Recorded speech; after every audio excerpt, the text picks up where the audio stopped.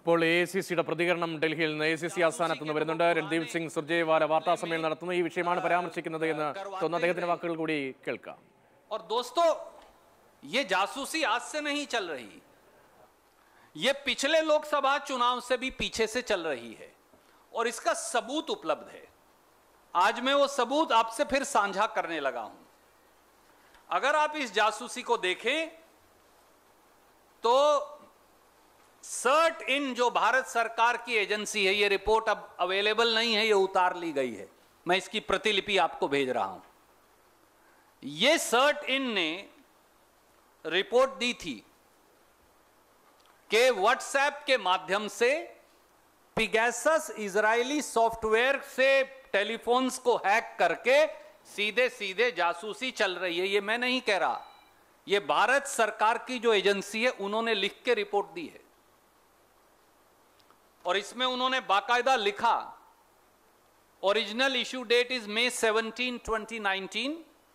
A vulnerability has been reported in WhatsApp which could be exploited by a remote attacker to execute arbitrary code on the affected system। और ये बाकायदा tracker news और सब कुछ इसके अंदर दिया है। अब साथियों, सवाल ये है कि ये पिगैसस है क्या? ये एक इजरायली कंपनी है NSO और ये कहते हैं कि हम ये सॉफ्टवेयर केवल और केवल सरकार को ही बेचते हैं और किसी को नहीं। कोई कह सकता है भैया ये तो सरकार, मोदी जी ने तो खरीदा नहीं होगा, तो मैं इसलिए उनकी वेबसाइट का भी आपको रिलीज कर रहा हूं, ये पिगैसस NSO की वेबसाइट से। और उन्होंने साफ तौर से कहा, NSO products are used exclusively by government intelligence and law enforcement agency to fight crime and terror। Modi ji, Rahul Gandhi ji के फोन की जासूसी करवा के आप कौन सा क्राइम और टेरर से लड़ाई लड़ रहे थे? Hindu, Indian express, TV18, India today, frontier TV, wire, news click, इनकी जासूसी करवाकर आप कौन से टेररिस्ट से लड़ रहे थे? आप हिंदुस्तान के चीफ इलेक्शन कमिश्नर की जासूसी करवाकर कौन से उग्रवादी से लड़ रहे थे? आप एसोसिएशन फॉर डेमोक्रेटिक रिफॉर्म्स के जगदीप छोकर साहब की जासूसी करवाकर कौन से उग्रवादी से लड़ रहे थे? और अब सामने आएगा, अब अपने खुद के कैबिनेट मंत्रियों की जासूसी करवाकर कौन से उग्रवादियों से लड़ रहे थे? और संवैधानिक पदों पर बैठे लोगों और शायद जजेस की जासूसी करवाकर क्या ये उग्रवादी और आतंकी हैं? और राहुल गांधी जी के स्टाफ की जासूसी करवाकर, अब 5 लोगों के उनके स्टाफ के भी नाम सामने आए, तो आप कौन से उग्रवादी से लड़ रहे थे? क्योंकि ये पिगैसस का सॉफ्टवेयर तो केवल आपको बेचा गया, सरकार को बेचा गया और आपने खरीदा। और तीसरा हिस्सा,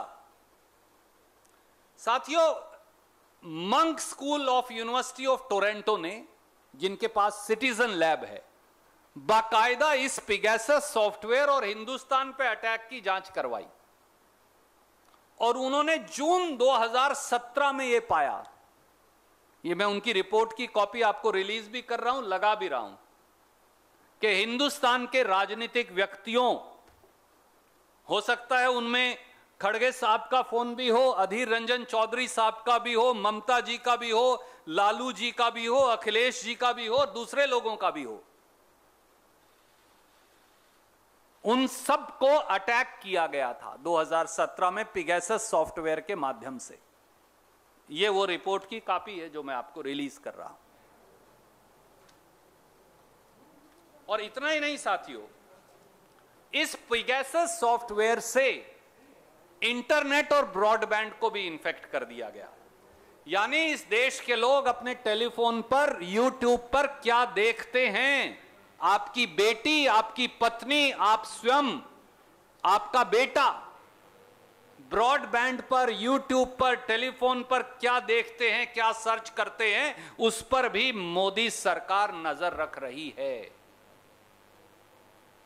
और जो ये मैं नहीं कह रहा, ये भी सिटीजन लैब रिपोर्ट में आया, और उन्होंने कहा कि जो कंपनियां इन्फेक्ट की उन्होंने इंटरनेट की, वो है भारती एयरटेल लिमिटेड, महानगर टेलीफोन निगम लिमिटेड, खुद की सरकारी कंपनी को भी नहीं बख्शा, नेशनल इंटरनेट बैकबोन, सब कुछ उसी पे चलता है, एनआईसी, कोर्ट की प्रोसीडिंग से लेके सरकार की सब कार्रवाई, हर डिपार्टमेंट की कार्रवाई तो एनआईसी पर चलेंगी। Hathway cable internet, star broadband services, Atria convergence technologies private limited, ये कागज भी मैं आपको रिलीज कर रहा हूं, ये सब भी इन्फेक्ट हो गया। और आज भी मोदी सरकार झूठ बोल रही है। आज भी आईटी मंत्री ने कह दिया हमारा तो कोई लेना देना ही नहीं, एनएसओ और पिगेसस को हम तो जानते ही नहीं, उन्होंने तो बयान ही दे दिया। शायद मंत्री जी अगर आप कांग्रेस के कॉलिंग अटेंशन में पुराने आईटी मिनिस्टर का 28 नवंबर 2019 का जवाब पढ़ लेते तो इतना झूठ संसद को ना बोलते। ये मैं इस देश के फॉर्मर आईटी मिनिस्टर रविशंकर प्रसाद का संसद का जवाब दिखा रहा हूं आपको, जो कांग्रेस के कॉलिंग अटेंशन मोशन पर राज्यसभा में उन्होंने दिया, और वहां उन्होंने 3 बातें मानी।